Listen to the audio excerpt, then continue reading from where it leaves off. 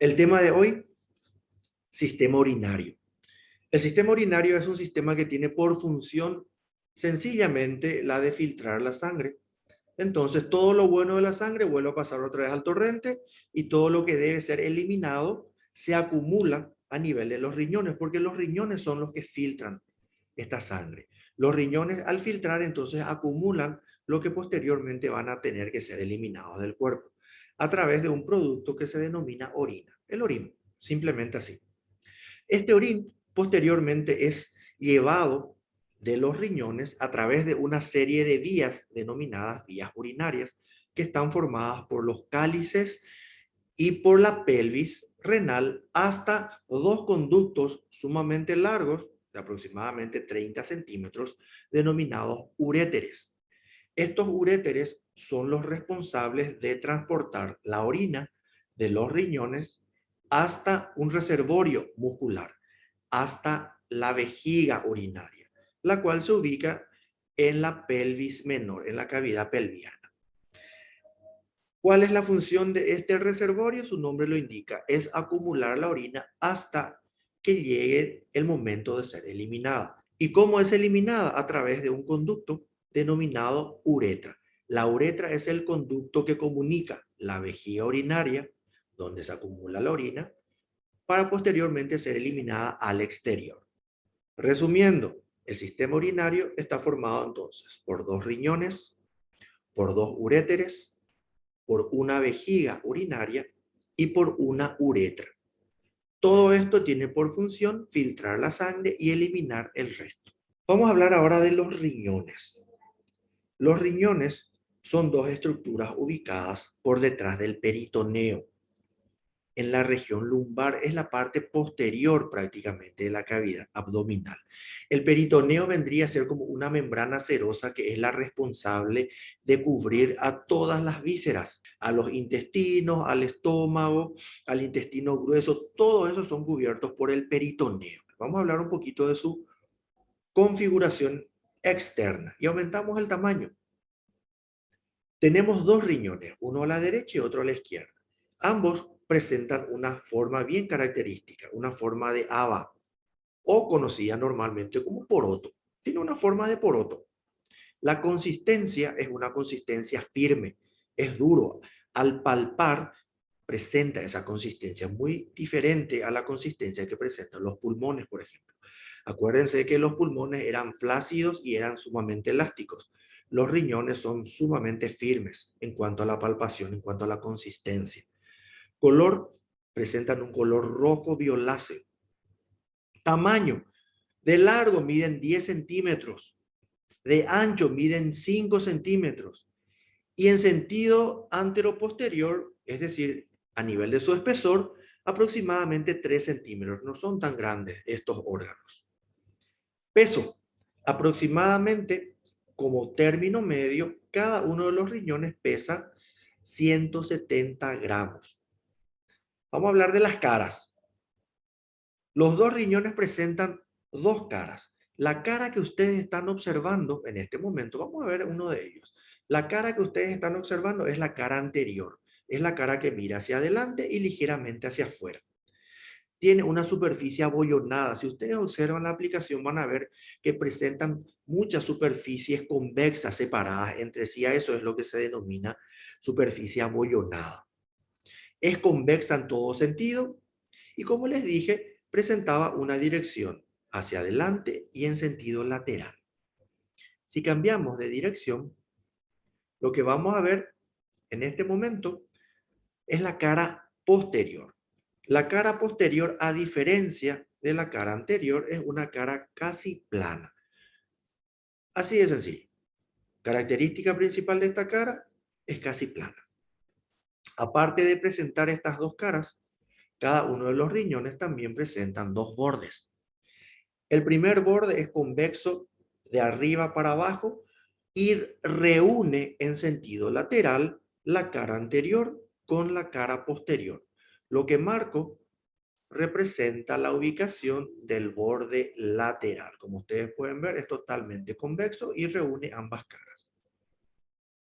En sentido opuesto, es decir, mirando hacia medial, nos encontramos con lo que sería el borde medial. El borde medial, a diferencia del borde lateral, es cóncavo. Vamos a marcar esto que estoy marcando acá, es el borde medial, totalmente cóncavo. Y acá se encuentra una particularidad de este borde. A nivel del borde medial de los riñones se ubican el ilio renal. Es la puerta de entrada, pero a una cavidad que se ubica dentro de los riñones. Esa cavidad tiene forma de rombo, tiene forma romboidal y recibe el nombre de seno renal. Entonces acá tenemos dos conceptos importantes a tener en cuenta. En primer lugar, a nivel del borde medial se ubica el ilio renal. ¿Qué es el ilio renal? Es la puerta de entrada a una cavidad que se ubica dentro del riñón. Es limitada por el tejido renal en el interior. ¿Cómo se denomina entonces esta cavidad? Se denomina seno renal. Y voy a eliminar este conducto que está saliendo del riñón para que ustedes puedan observar el interior del mismo. Acá podemos ver lo que paso a delimitar vendría a ser el ilio, que se ve perfectamente acá. Es la puerta de entrada. ¿A qué? Al interior. ¿Y cómo se denomina el interior? Seno renal. ¿Ven? Ustedes, despacito, estoy moviendo la aplicación y ustedes pueden ver completamente la cavidad dentro de este riñón en particular, denominado seno renal. Este seno renal está ocupado por varias estructuras. Primero, por las vías excretoras del riñón. Vías que se encuentran formadas por los cálices renales y la pelvis renal.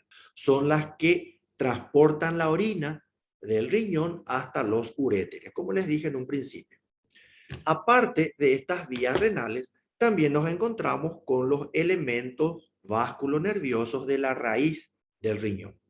Vasculonerviosos son las arterias renales, las venas renales y los nervios que atraviesan este ilio y que se ubican distribuyéndose en el interior del seno. Y todos estos elementos, tanto las vías excretoras, así como también los elementos vasculonerviosos, se encuentran rodeados completamente en el interior del seno por tejido adiposo. Aparte de los bordes, aparte de las caras, cada uno de los riñones presentan dos extremidades o polos. Lo que estoy señalando con la flecha verde corresponde al polo superior o extremidad superior. Es más ancha y presenta una superficie redondeada. Otro punto importante que tendríamos que tener en cuenta también es que esta extremidad o polo superior se encuentra en relación con una glándula endocrina denominada glándula suprarrenal. Lo que estoy señalando con la flecha roja es la extremidad o polo inferior. Es más alargada y presenta una dirección más vertical. Vamos a hablar ahora de la configuración interna. Presenta, en primer lugar, rodeando toda la superficie externa del parénquima renal, del tejido renal, se encuentra una membrana fibrosa denominada cápsula fibrosa. La cápsula fibrosa envuelve completamente al parénquima renal. Este parénquima renal se encuentra formado por una serie de lóbulos renales. Cada lóbulo renal está formado a su vez por una corteza y por una médula renal. Entonces, ¿cómo se encuentra formado el parénquima renal? Por la corteza renal y por la médula renal. En conjunto, estos dos elementos son los que vienen a formar los lóbulos renales. Y también, formando parte de la configuración interna del órgano, se encuentran las vías excretoras, que son los cálices renales y la pelvis renal. Empezamos a describir cada una de ellas y aumento el tamaño. Es prácticamente imperceptible, pero toda la superficie externa de los riñones se encuentra tapizada por una membrana fibrosa de aproximadamente 1 milímetro de espesor. Me estoy refiriendo a la cápsula fibrosa. Poco elástica, está muy fuertemente adherida al órgano, no no presenta elasticidad, o como dice el libro, es poco elástica, rodea completamente al órgano y penetra en el interior del hilio renal para también cubrir a todos los elementos que se encuentran en el interior del seno renal. Segundo tejido, que forma parte ya del tejido propio del riñón, que forma parte del parénquima renal. Esto vendría a ser un corte frontal de uno de los riñones, en donde podemos ver que el parénquima renal se encuentra formada por dos estructuras diferentes. En primer lugar, toda la parte superficial y de color más claro se denomina corteza renal. Todo esto que ustedes ven en este momento de un color lila claro vendría a ser la corteza renal. Es la más superficial, presenta una coloración más clara y aproximadamente tiene un espesor de 6 milímetros. Espesor de la corteza, 6 milímetros. Punto importante. ¿Qué elementos forman parte de esta corteza renal? Se encuentran los corpúsculos renales y los túbulos contorneados. Son los elementos sobre los cuales se encuentra constituida esta corteza renal. Y otro punto importante, estas prolongaciones profundas porque se introducen en el interior del órgano se denominan columnas renales. Dicho de otra manera, las columnas renales son las porciones de la corteza renal que van separando cada uno de los elementos constituidos por la médula renal. Ustedes ahora van a ver que entre la corteza renal se ubican unos elementos, en primer lugar son más oscuros, presentan una ubicación más profunda con respecto a la corteza y tienen forma de pirámides. Esto que estoy señalando recibe el nombre de médula renal. Es el otro elemento constitutivo del parénquima renal, la médula renal. Esta médula renal presentan formas de pirámides triangulares. Por eso, cada uno de los elementos que forman la médula renal también se le denominan con el nombre de pirámides renales. Al hablar de médula renal, estamos hablando de las pirámides renales, que como ustedes ven, son las que se encuentran señaladas por las flechas rojas. Presenta una base, que es esto que estoy marcando. La base es la que se encuentra en relación con la superficie externa del riñón, separada de la superficie externa del riñón por la corteza renal. Aparte de la base, presentan estas estructuras que estoy marcando de vuelta acá, denominadas vértices. Estos son los vértices de cada una de estas pirámides renales. Entonces, cada pirámide está formada por una base que mira hacia el exterior del riñón y por un vértice que protruye. ¿Saben lo que quiere decir protruye? Se introduce en el interior del seno renal. Los vértices de las pirámides renales protruyen en el interior del seno renal, constituyéndose de esta manera las papilas renales. Quiero que observen algo. Esto que ustedes ven acá es el interior del seno renal, lo que estoy marcando acá con el puntero. Ustedes van a ver cada uno de estos elementos. Estos elementos corresponden a cada una de las papilas renales que vienen a terminar a nivel del seno renal. ¿Y cómo se encuentran constituidas cada una de estas papilas renales? Por el vértice de las pirámides renales que forman la médula. ¿Cómo se encuentran formadas estas pirámides renales? Por los túbulos colectores. En el interior de cada pirámide renal se encuentran unas estructuras denominadas túbulos colectores. Y para finalizar, médula renal, cada papila renal viene y es envuelta por un cáliz menor. Cada una de estas estructuras que ustedes ven que se está señalando con la flecha roja, a su vez viene a penetrar uno de los conductos de las vías excretoras del riñón.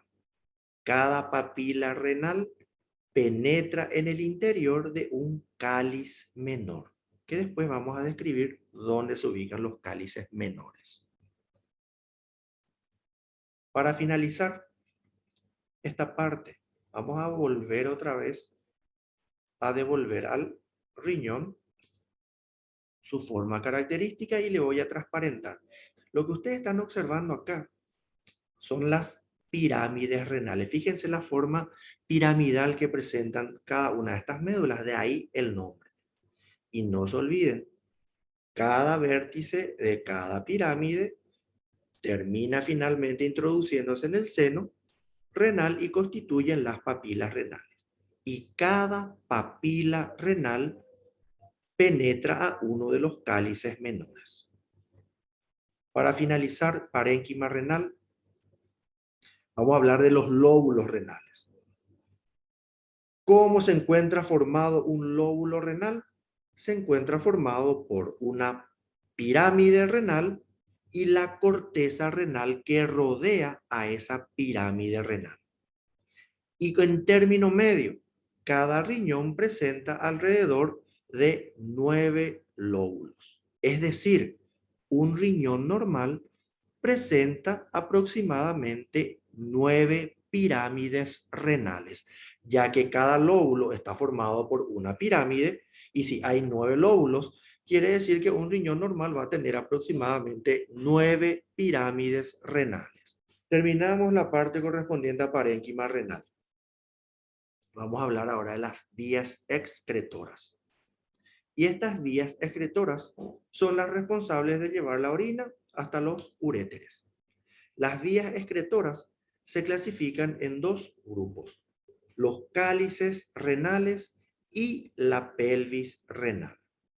Los cálices renales, a su vez, se clasifican en cálices renales menores y cálices renales mayores.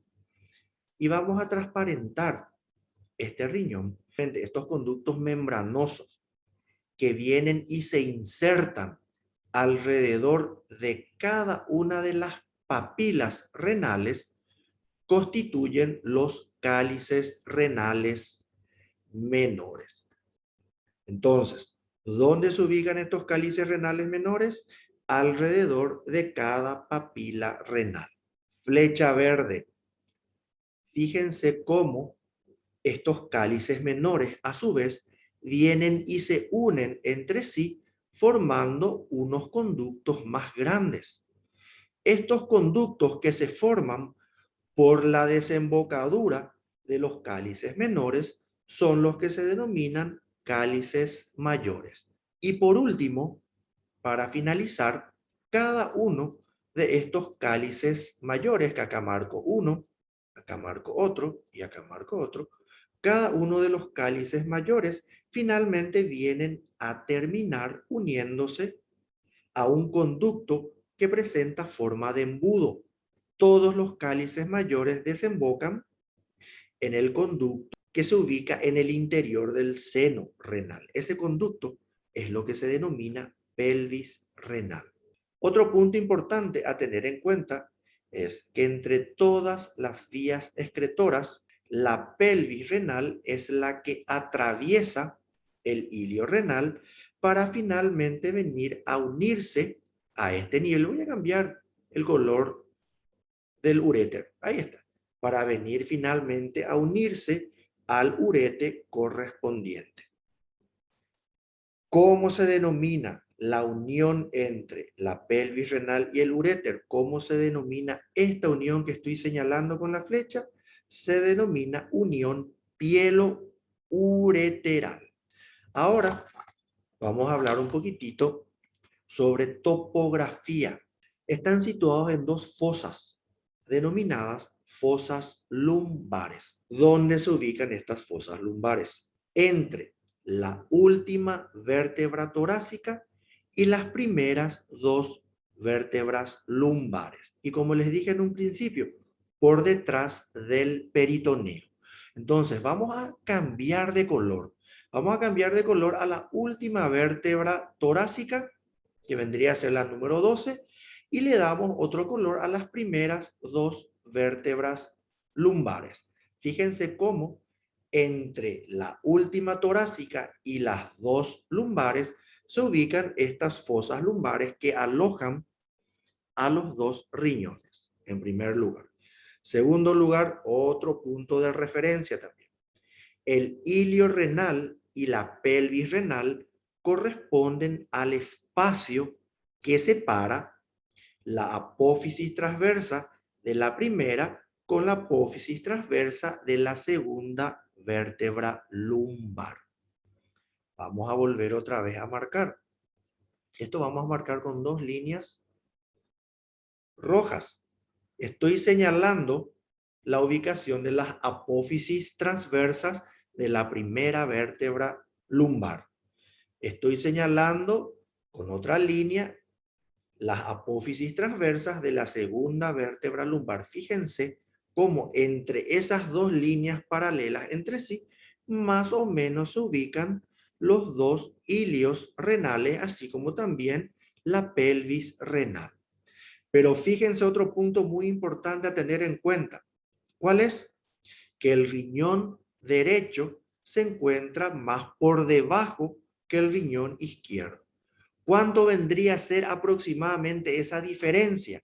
Y esa diferencia podemos ver a través de esta línea celeste que estoy marcando acá. Marco exactamente a nivel del centro del cuerpo de la última vértebra torácica.